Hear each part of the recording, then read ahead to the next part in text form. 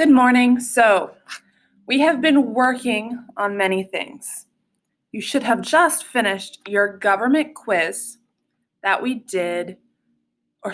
have been talking about for the last week or so. So, I'll go into my block 3. Now, you should have had your quiz pop up right here. Of course, because it's early in the morning, I have not released it yet. I have, however, done your work with content and your work with text. A quick way to grab them is to go right here, but I'll take you a long way.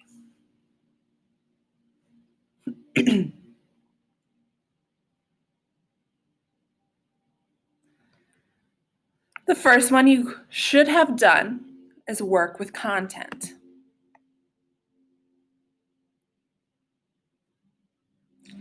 Now I'm going to go into an assigned one. Give me one sec. So,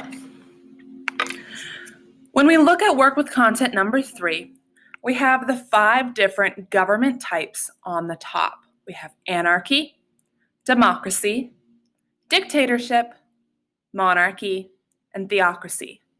Now, if you forget what those things are, my suggestion is to go back in your interactive notebook for social studies and look at those definitions. Now, your role is to put an illustration with its corresponding with its corresponding word. So, if we believe this is democracy, we would put it underneath the democracy heading. Once you have listed all of your pictures underneath its definitions, you have to explain yourself.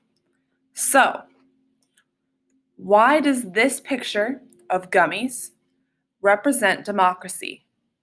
You would need a few sentences, more than just one, to explain your reasoning. My suggestion is to include the definition of democracy into your reasoning. This could be race, and it should be around 4 sentences, with the question being, how does this picture represent blank? So how does this picture represent anarchy? How does this picture represent democracy? How does this picture represent dictatorship? How does this picture represent monarchy? And how does this picture represent theocracy? So, as I randomly grab things, you would be explaining why this picture represents anarchy, this picture represents democracy, this picture represents dictatorship, this picture represents monarchy, and this picture represents theocracy. I will let you know this is not the correct order, so I really hope you didn't copy this. Like I said, you match the picture with the word, and you give your reasoning. That is all you need to do for work with content number 3. Okay. So after you have finished work with content number 3, you need to do work with text number 3. So in work with text number 3, you are going to be answering the following questions. My suggestion when you answer questions is to read the questions first so you know what you're looking for. So, based on the information in the article, which of these statements is true? A, in an authoritarian government, the leader cannot be called a president. B, most countries are neither totally democratic nor totally authoritarian. C, in a democracy, every decision made by the majority must be followed. Or D, Democratic lawmakers always belong to the same social class. Question 2.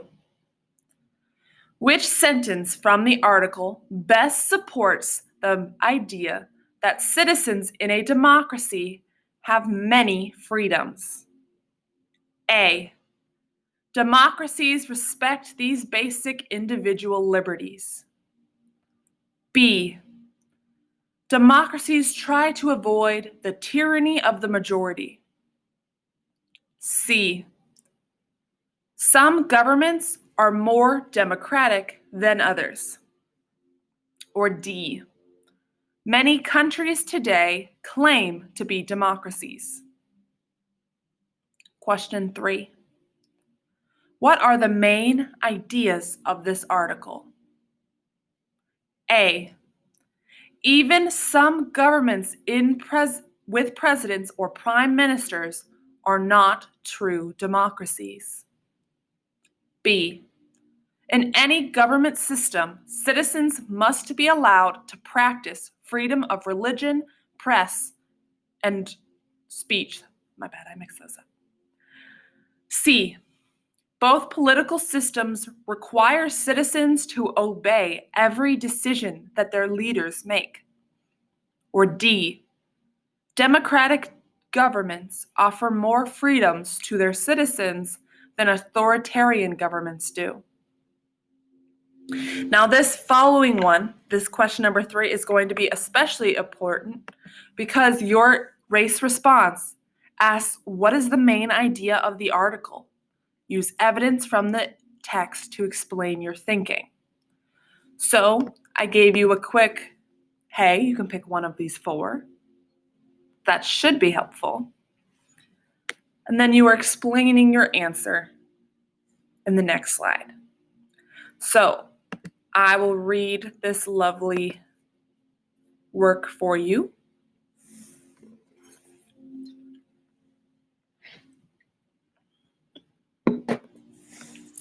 As it loads.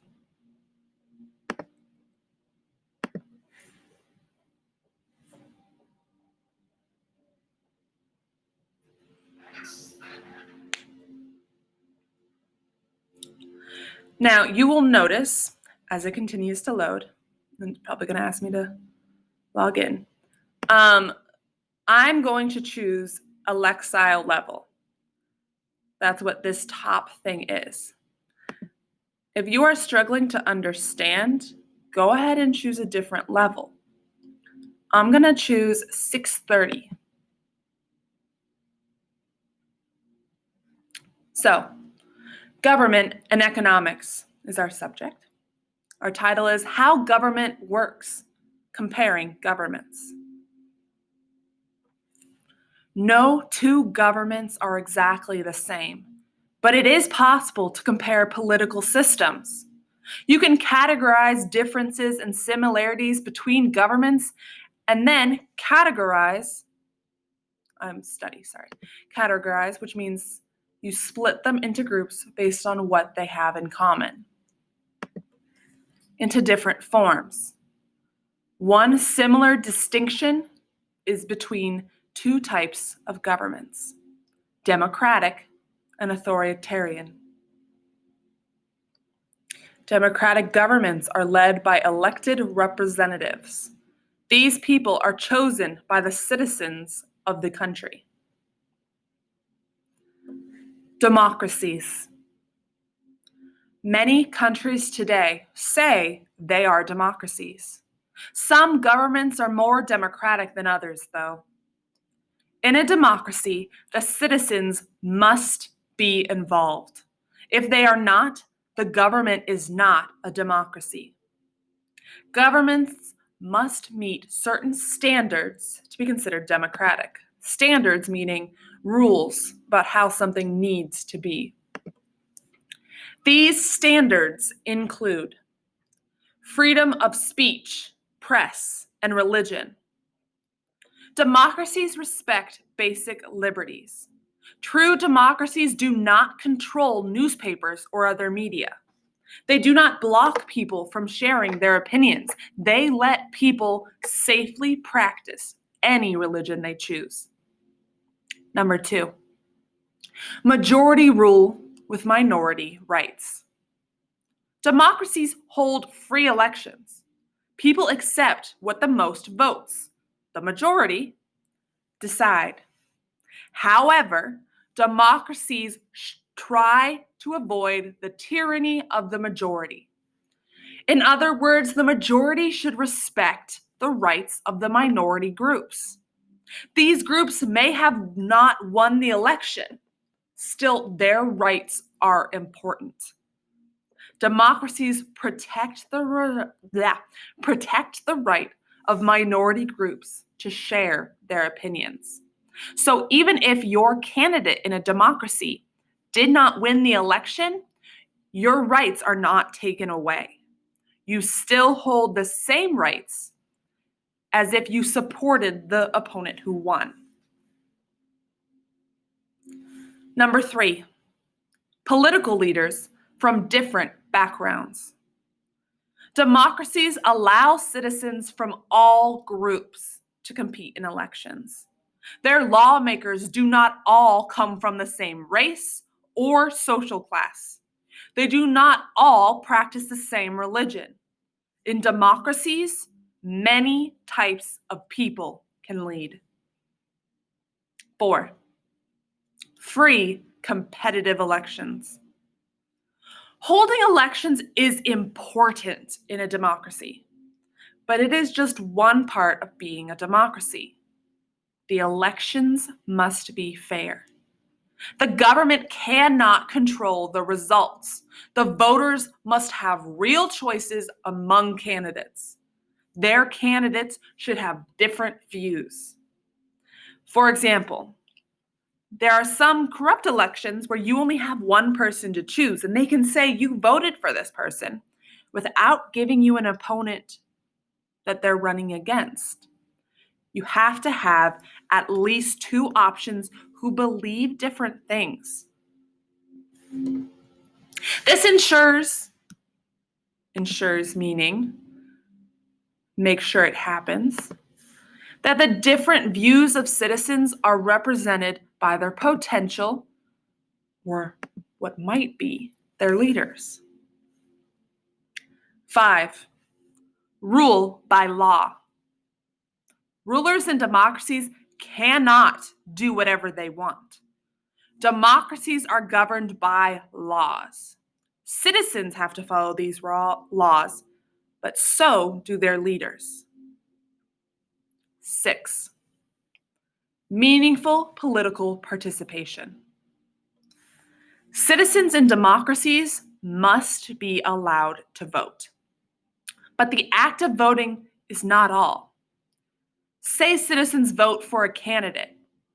That person must actually take office afterward. So the first part, you must be allowed to vote. For example, I voted this weekend. I was in a line that was 2 hours long. Now there is a window of voting time, but because I was in that line, they could not deny me the ability to vote. They can't say, sorry, you missed it. Because I was in that line, I would vote. Now, that's also to say, if they vote for a candidate, they must take office afterwards. We can't say, well, everyone voted for person A, but we're going to put person B in power. Because A got the majority of the votes, person A should have power. Citizens must also have a chance to take part in government in other ways. The government must respond to citizens' demands. If citizens write to government officials, those officials should write back. Citizens must be allowed to work together to fight for laws they want. That's often why you hear people say, write to your representative. Because if they are not listening to their people, if you are actively trying to talk to them and they are not listening, it's a question of should they still be in power if they are not representing the people's wants? In a country, When a country follows these principles, it can be considered a democracy. Such countries include Canada, France, Switzerland, and Japan. The United States is also a democracy. Now, citizens do not have certain freedoms in authoritarian governments. Authoritarian regimes. Authoritarian governments operate differently than democracies. Authoritarian refers to a government that requires obedience. Citizens must do what the government says. In authoritarian governments, one person or a small group has the real power. These governments may hold elections, and their leaders may even meet with the citizens. Still, people living under these governments have little power. They have no say in how they are ruled. Their leaders do not give them free choice. Instead, the government makes all the decisions. The leaders decide what their people can and cannot do. Citizens are really subjects who must obey. Kings or military generals often rule authoritarian regimes. Authoritarian systems can also be controlled by other powerful figures, though. These include dictators and rich families. Even presidents may rule authoritarian governments. The leader's title does not always reveal the political system. Authoritarian systems do not allow free speech. They control what the press can say. The leaders tightly control what citizens can say or hear. Some authoritarian governments even control what religion people can practice. These governments do not follow majority rule. They do not protect minority rights either.